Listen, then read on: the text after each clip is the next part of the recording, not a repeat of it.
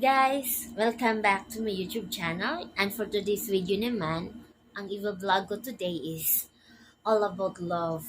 Okay, so Oh my god. I have a five sign kung talagang seryoso ba talaga ang lalaki sa iyo. Kung mahal ka ba talaga niya. The first one is kapag may gusto ang isang lalaki sa iyo, tanggap niya kung ano ka. Like mayaman ka ba or hindi? Maganda ka ba or hindi? Matangkad ka ba or maliit ka ba? Bawat salita na yan, wala yan kapag ang lalaki or kapag na-in-love ang lalaki talaga sa'yo. Kapag na-in-love talaga ang lalaki, lahat ng yan hindi binabasihan, kundi sa kagandahang loob niya nakikita kung bakit kanya nagustuhan. Pangalawa naman guys, kung talagang gusto ka ng isang lalaki, gagawa at gagawa ng moves yan. Like, magte-text siya sa'yo.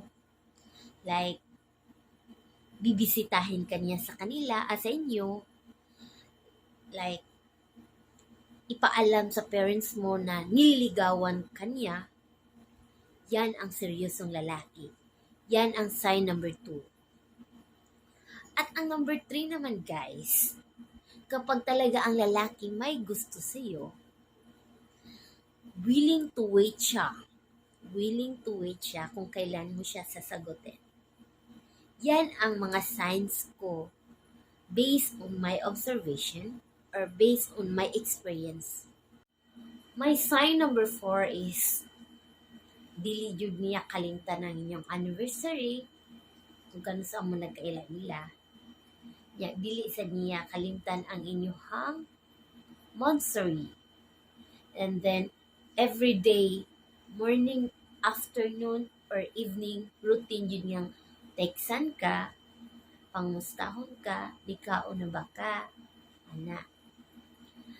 And then the lastly is the sign number 5 is about if ever na kay problema, kasakit ka, willing siyang mo laban, dili ka niya i-give up.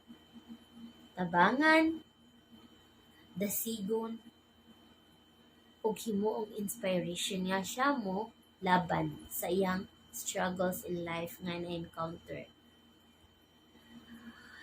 That is true love for me. Muna'y laking tinuday yugma. Kay the sickness, the worst, naagyapon siya ng pabilin. Nagsuporta, ug gigabayan ka until ikay ma-okay. That is true love. Muna'y lalaking naigugma yun. Dili kay naigugma lang nga ganahan siyang mukuan mo ana. No. Love has a definition.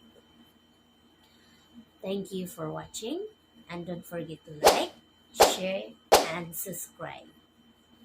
See you again to my next vlog.